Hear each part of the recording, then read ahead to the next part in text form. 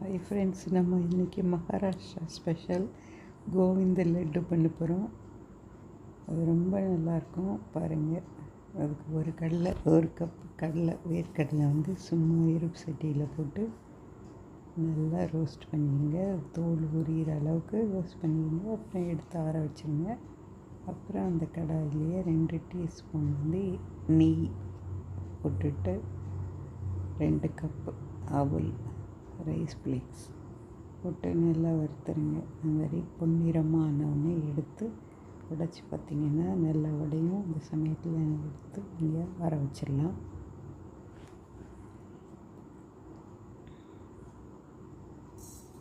அதே கடாயில் ஒரு கப் பொட்டுக்கடலையை வறுத்து போட்டுக்கோங்க. நல்லா செவக்க வறுத்து எடுத்துருங்க.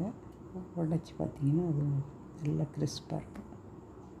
2 டீஸ்பூன் நெய் போட்டுட்டு 8லேருந்து 10 பாதாமும் முந்திரியும் போட்டு வறுத்து நல்லா பொன்னிறமானோன்னு அதையும் எடுத்து வச்சுருங்க.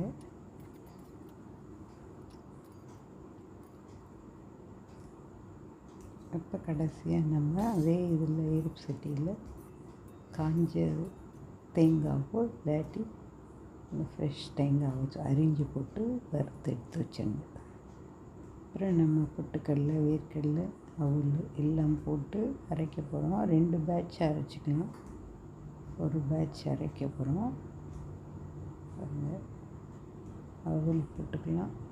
போட்டு அரைச்சிட்டு பாதியே அடுத்த பேட்சில் இந்த மாதிரி வரும். கொஞ்சம் குறைப்பாக எடுத்து வச்சுக்கோங்க. செகண்ட் பேட்ச்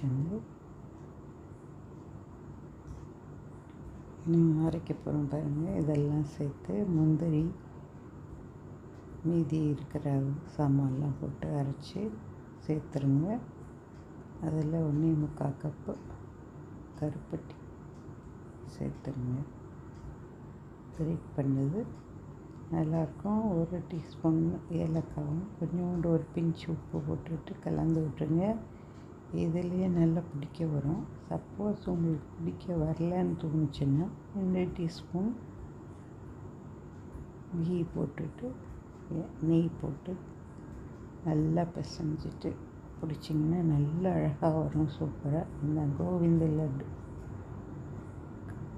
கோவிந்தாவுக்கு பிடிச்ச, கர்ணனுக்கு பிடிச்ச கடலை, பொட்டுக்கடலை எல்லாம் போட்டு பண்ணனா கோவிந்த லட்டு. பிடிச்சிருந்தா லைக் பண்ணுங்கள், ஷேர் பண்ணுங்கள், சப்ஸ்கிரைப் பண்ணுங்கள். ஜென்மாஷ்டமி அன்னைக்கு இதை படைச்சி சாமிக்கு கிருஷ்ணருக்கு வச்சு படைங்க.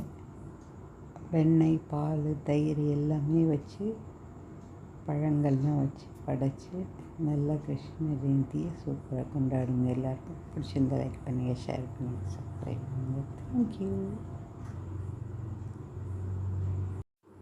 ஹாப்பி கிருஷ்ண ஜெயந்தி வாழ்த்துக்கள் எல்லாருக்கும்.